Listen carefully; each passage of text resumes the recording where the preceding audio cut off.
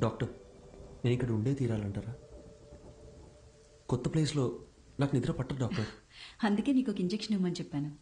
హాయిగా పడుకొని లేస్తే చాలు, నీకున్న మెంటల్ స్ట్రెస్లో సగం తగ్గిపోతుంది. అప్పుడు మనం ఒక డెసిషన్కి రావచ్చు. ఇదిగో. ఇదేంటి?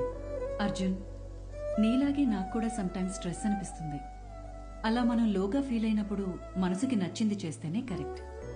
నాకు రాయటం ఇష్టం. అలా నేను రాసిన షార్ట్ స్టోరీస్ ఇందులో ఉన్నాయి. నీకు బుక్స్ అంటే ఎంత ఇష్టమో నాకు తెలుసుగా. ఎలా ఉన్నాయో చదివి చెప్పు. మార్నింగ్ కలుద్దాం. Good night. Good night. Short స్టోరీసా? ఏం స్టోరీస్?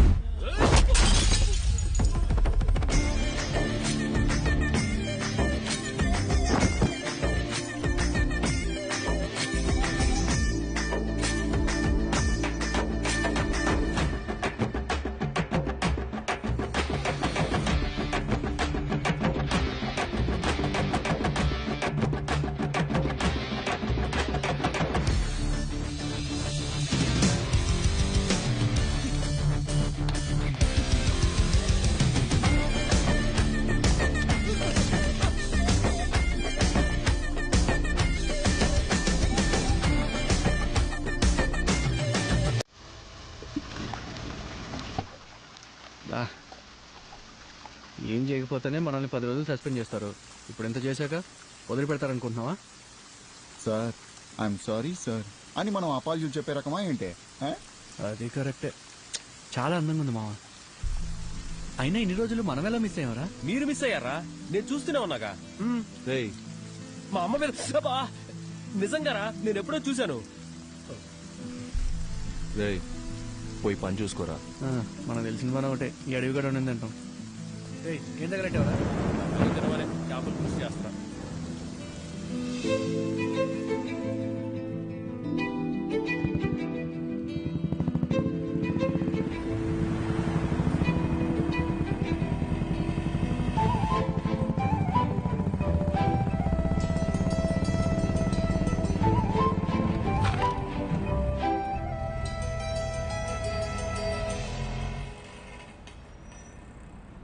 నీకు చెప్తే అర్థం కావట్లేదు. ఎక్కడికి వెళ్తా నువ్వు అనుకునే టైం కాదు.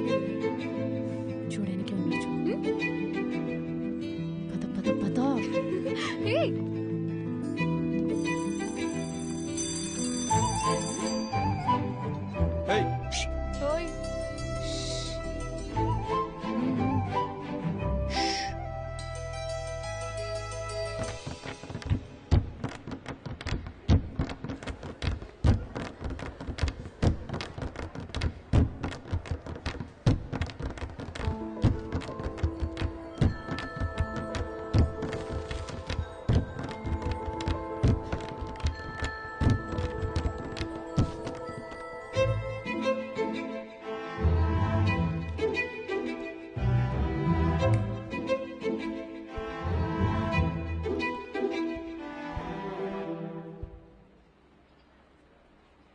ఇలా భయంతో పరిగెడితే కుదరదు. ధైర్యంగా ఫేస్ చేయాలి. ఇలా చూడు, తప్పు నాదే. అందుకే నీకు సారీ చెప్పాలని ఇలా నీ వెంట తిరుగుతున్నాను.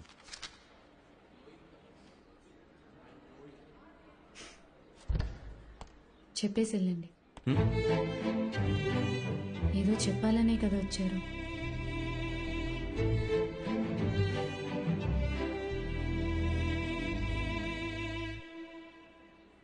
సారీ.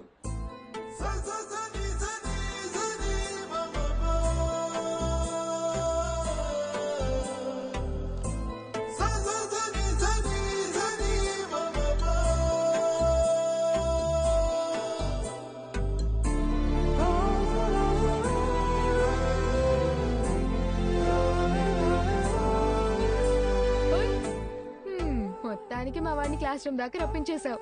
సారీ కూడా చెప్పాడంటగా. మీరిద్దరు సుఖంగా ఉంటే అంతే చాలమ్మా. కంగ్రాచులేషన్స్. నువ్వు ఆగు, మా వద్దని జాగ్రత్తగా చూసుకోండి. Good morning sister. ఏంటి ఇదంతా? మనోళ్ళు మొదలెట్టేసరే. కాలేజ్లో అందరు ఇలా బిహేవ్ చేయడం నాకు నచ్చట్లేదు. మరి ఇంకోలా బిహేవ్ చేస్తే నీకు ఓకేనా? నిన్ను అడిగాను చూడు, నాది తప్పు. అరే పాసిరా అరే ఇటు. మచ్చా మీనాక్షిరా. ఏయ్ అమ్మతోడు ఒకసారి అటు చూడరా.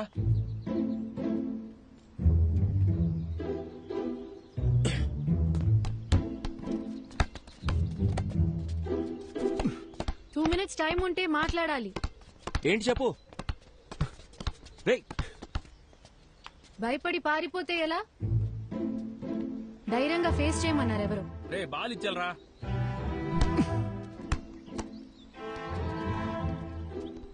మన గురించి ఏమనుకుంటున్నారో తెలుసా? సారీ చెప్తానని వచ్చారు. ఇప్పుడు ఇలా ఇబ్బంది పెట్టడం కరెక్టేనా? నేను అక్కడే సారీ చెప్తావు అనుకున్నాను. నువ్వే క్లాస్ రూమ్ దాకా తీసుకొచ్చావు. ఇలా జరుగుతుందని తెలుసుంటే ఆ సారీ ఏదో ఆ రోజే చెప్పించుకునేదాన్ని. ఆ రోజే చెప్పుంటే ఇక్కడ దాకా వచ్చేదానివి కాదుగా. హ్మ్? రేయ్ పాసే సిస్టర్ బోల్.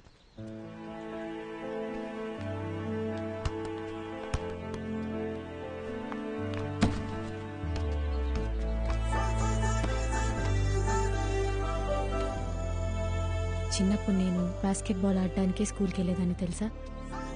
కాలేజ్ తరపున స్టేట్ లెవెల్ దాకా వెళ్ళాను. ఎదిగిన ఆడపిల్ల ప్లేయర్లా కనబడుతుంటే అందరు నాన్నలాగే మా నాన్నకి నచ్చలేదు. ఇకపై బాల్ ముట్టుకుంటే కాళ్ళు ఎరగొడతానని ఈ కాలేజ్లో తెచ్చిపడేశారు. అప్పుడప్పుడు మీరు ఆడే ఆట చూస్తుంటే ఈ డ్రాఫ్టర్తో 4 పీక బుద్ధవుతుంది.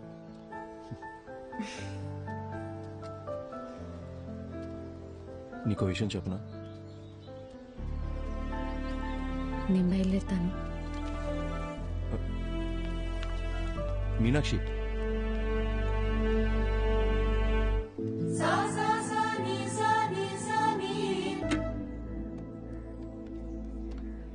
ఏంటి సడన్ గా రమ్మన్నారు? నిన్న ఫోన్లో అంతసేపు మాట్లాడినప్పుడు కూడా ఏం చెప్పలేదు. అసలు ఇక్కడికి ఎందుకు వచ్చాం? ముందు ఆ డ్రాఫ్ట్ రేటువు చెప్తా. కోచ్తో నేను మాట్లాడేశా. నాకు తెలిసిన వాళ్ళే. ఇంకో 20 నిమిషాల్లో మ్యాచ్ ఉంది. నువ్వు ఆడుతున్నావు. అది ఇలా ఇస్తారా?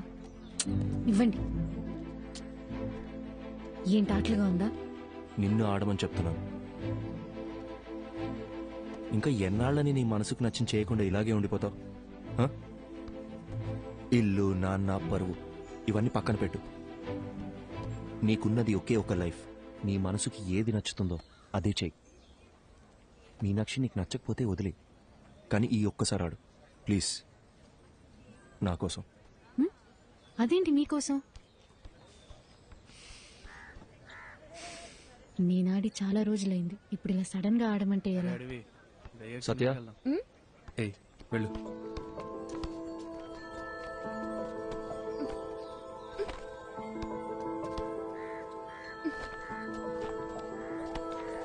తీసుకో, వెళ్ళి మార్చుకొని రా.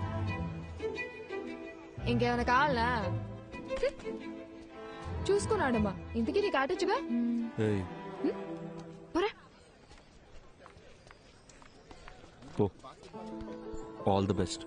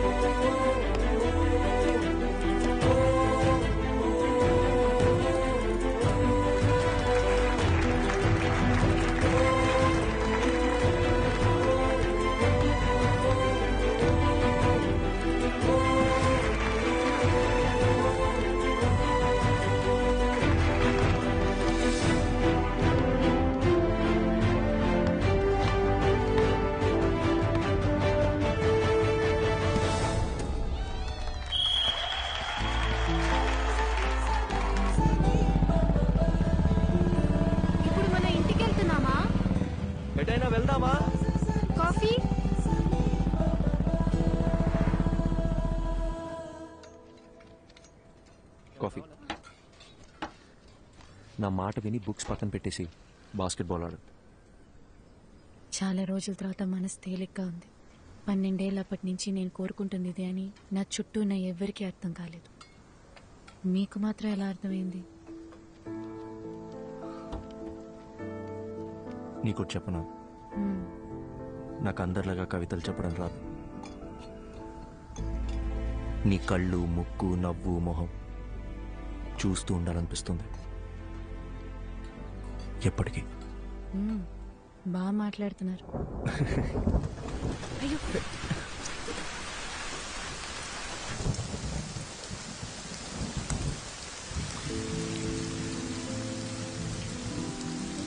ఇకపై క్షణక్షణం భయపడుతూ బతకాలనిపించట్లేదు. మనసుకి ఏది నచ్చిందో అదే చేయాలనుకుంటున్నాను.